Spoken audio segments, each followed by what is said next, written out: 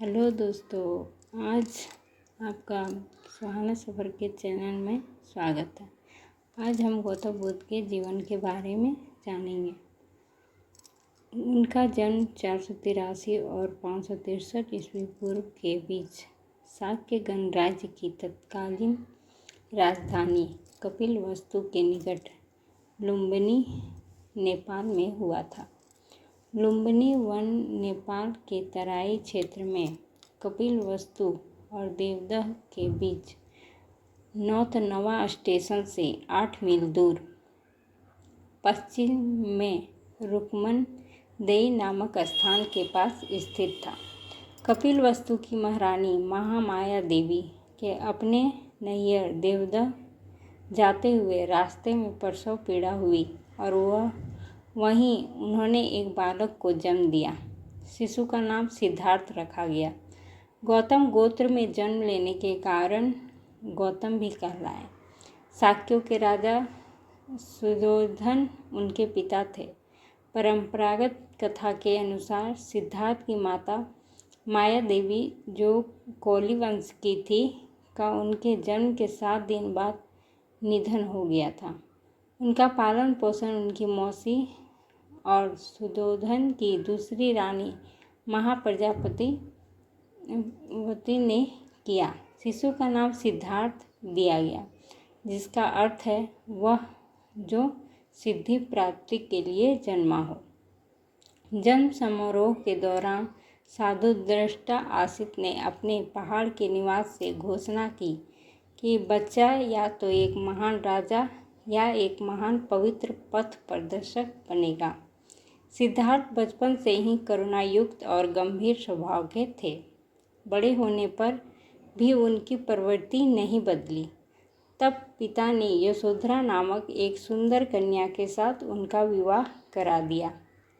यशोधरा ने एक पुत्र को जन्म दिया, जिसका नाम राहुल रखा गया। परंतु सिद्धार्थ का मन गृहस्थी में नहीं रमा। एक दिन वह भ्रमण के लिए निकले। रास्ते में रोगी, वृद्ध और मृतक को देखा तो जीवन की सच्चाई का पता चला। क्या मनुष्य की यही गति है? यह सोचकर वे बेचैन हो उठे। महात्मा बुद्ध के मन में धीरे धीरे परिवर्तन होने लगा। राजकुमार बुद्ध ने नगर में घूमने की इच्छा प्रकट की। नगर भ्रमण की उन्हें इजाज़त मिल गई।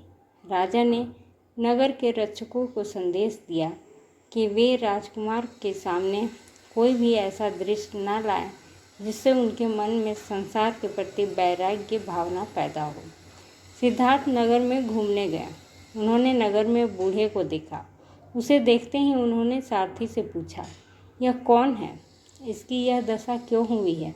सारथी ने कहा, यह एक बूढ़ा आदमी है। बुढ़ापे में प्रायः सभी आदमियों की यह हालत हो जाती है। सिद्धार्थ ने एक दिन रोगी को देखा। रोगी को देखकर उन्होंने सारथी से उसके बारे में पूछा। सारथी ने बताया, यह रोगी है और रोग से मनुष्य की ऐसी हालत हो जाती है। इन घटनाओं से सिद्धार्थ का वैराग्य भाव और बढ़ गया। सांसारिक सुखों से उनका मन हट गया। उन्होंने जीवन के रहस्य को जानने के लिए संसार को छोड़ने का निश्चय किया।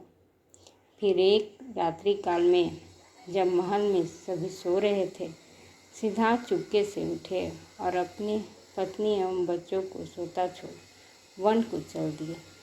उन्होंने वन में कठोर तपस्या आरंभ की। तपस्या से उनका शरीर दुर्बल हो गया, परंतु मन की शांति नहीं मिली। तब उन्होंने कठोर तपस्या छोड़कर मध्यम मार्ग चुना। अंत में वे बिहार के गया नामक स्थान पर पहुँचे और एक पेड़ के नीचे ध्यान लगाकर बैठ गए। एक दिन उन्हें ज्ञान की प्राप्ति हुई। वे सिद्धार्थ से बुद्ध बन गए। वह पेड़ बोधि वृक्ष के नाम से प्रसिद्ध हुआ। महात्मा बुद्ध के उपदेश सीधे साधे थे। उन्होंने कहा कि संसार दुखों से भरा हुआ है। दुख का कारण इच्छा या तृष्णा है। इच्छाओं का त्याग कर देने से मनुष्य दुखों से छूट जाता है। उन्होंने लोगों को बताया कि सम्यक दृष्टि, सम्यक भाव, सम्यक भाषण, सम्यक व्यवहार, सम्यक निर्वाह, सत्य पालन, सत्य विचार और सत्य ध्यान से मनुष्य की तृष्णा मिट जाती है और वह सुखी रहता है। भगवान बुद्ध के उपदेश आज के समय में भी बहुत प्रासंगिक है। अब उनकी शिक्षा, विश्वामित्र के पास वेद और उपनिषद तो पढ़े, युद्ध विद्या की भी शिक्षा ली। कुश्ती, घुड़दौड़, तीर कमान, रथ हाँकने में कोई उसकी बराबरी नहीं कर पाता। 16 वर्ष की उम्र में सिद्धार्थ को कोली कन्या यशोधरा के साथ विवाह हुआ। पिता द्वारा ऋतुओं के अनुरूप बनाए गए वैभवशाली और समस्त भोगों से युक्त महल में वे यशोधरा के साथ रहने लगे, जहां उनके पुत्र राहुल का जन्म हुआ। लेकिन विवाह के बाद उनका मन वैराग्य में चला और सम्यक सुख शांति के लिए उन्होंने अपने परिवार का त्याग कर दिया।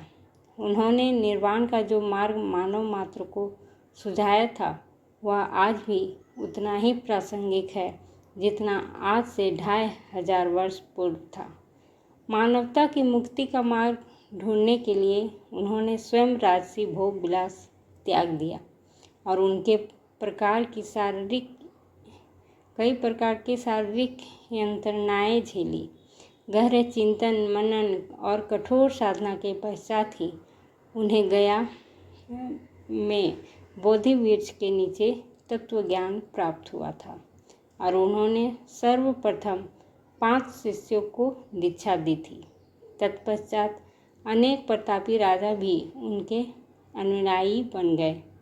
उनका धर्म भारत के बाहर भी तेजी से फैला और आज भी बुद्ध धर्म चीन, जापान आदि कई देशों का प्रधान धर्म है। आपको बुद्ध की जीवनी सुनकर कैसी लगी?